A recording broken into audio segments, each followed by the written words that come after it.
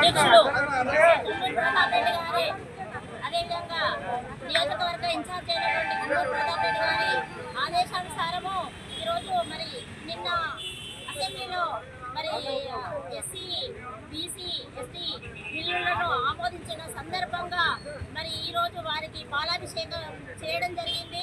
మరి మా కాంగ్రెస్ పార్టీ తరఫున వారికి కృతజ్ఞతలు తెలియజేస్తున్నాము. అదేవిధంగా మరి మహిళా కాంగ్రెస్ తరఫున కూడా వారికి ప్రత్యేక కృతజ్ఞతలు తెలియజేస్తున్నాను. జై కాంగ్రెస్, జై కాంగ్రెస్. కేంద్రంలో జిల్లా కాంగ్రెస్ పార్టీ అధ్యక్షులు నియోజకవర్గ ఇన్ఛార్జ్ గుంటూరు ప్రతాప్ రెడ్డి గారి ఆదేశానుసారం ఏదైతే నిన్న శాసనసభలో రాజీవ్ యువ వికాసం బీసీ బిల్లు ఎస్సీ వర్గీకరణ బిల్లుకు ఆమోదం తెలిపిన సందర్భంగా, అదేవిధంగా ఏదైతే నిన్న రేవంత్ రెడ్డి గారు ఒక గొప్ప పథకాన్ని ప్రారంభించడం, ఎందుకంటే నిరుద్యోగులు సుమారు తెలంగాణ రాష్ట్రంలో 5 లక్షల మంది నిరుద్యోగులు రోడ్డు పాలైనందున గత ప్రభుత్వాలు ఎవరు నిరుద్యోగులను కాపాడలేని ఉన్నారని చెప్పేసి ఉద్దేశంతో కాంగ్రెస్ పార్టీ ఏదైతే ఎన్నికల ముందు హామీ ఇచ్చిందో ఆ హామీ నెరవేర్చింది. ఎందుకంటే ఈరోజు సుమారు 5 లక్షల మంది నిరుద్యోగులకు 6 లక్షల కోట్ల ఉపాధి కల్పన కోసం ప్రతి ఒక్క నిరుద్యోగికి సుమారు 3 లక్షల వరకు లోన్ సదుపాయాలు ఇవ్వడం జరుగుతుంది. అందుకోసం నిరుద్యోగుల పక్షాన మేము కాంగ్రెస్ పార్టీ పక్షాన రేవంత్ రెడ్డి గారికి ప్రత్యేక ధన్యవాదాలు తెలుపుతున్నాం.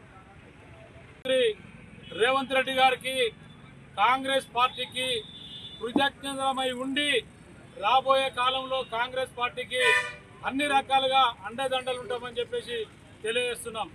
అనేక సంవత్సరాల పోరాట ఫలితం, ఉద్యమాలు, పోరాటాలు, అరెస్టులు, అనేక మంది ప్రాణ తర్పణ పోరాట ఫలితంగా ఈ రోజున ఎస్సీ వర్గీకరణ భారతదేశంలో మొట్టమొదటిసారిగా తెలంగాణ రాష్ట్రంలో సుప్రీంకోర్టు ఆదేశాల మేరకు వెంటనే రాష్ట్ర ప్రభుత్వం స్పందించి నేను వర్గీకరణ చేస్తా అని చెప్పేసి హామీ ఇచ్చి నిన్న శాసనసభలో వర్గీకరణ ఆమోదం చేయడం కోసం కృషి చేసినటువంటి రేవంత్ రెడ్డి గారికి కాంగ్రెస్ పార్టీకి మేమందరం కూడా రుణపడి ఉంటాం.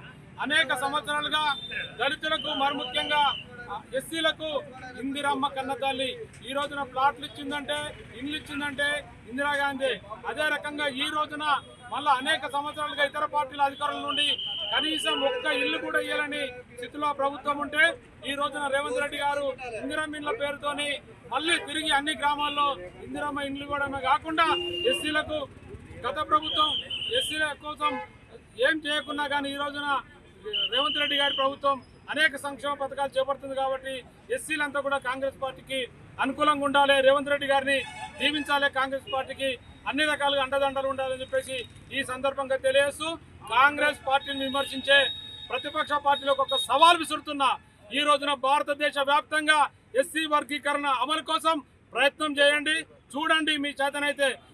అట్లా భారతదేశ వ్యాప్తంగా ఎస్సీ వర్గీకరణ కోసం అమలు కానప్పుడు కాంగ్రెస్ పార్టీని రేవంత్ రెడ్డిని ఒక్క మాట కూడా అనే నైతిక హక్కు మీకు లేదని చెప్పేసి ఈ సందర్భంగా తెలియజేస్తున్నా.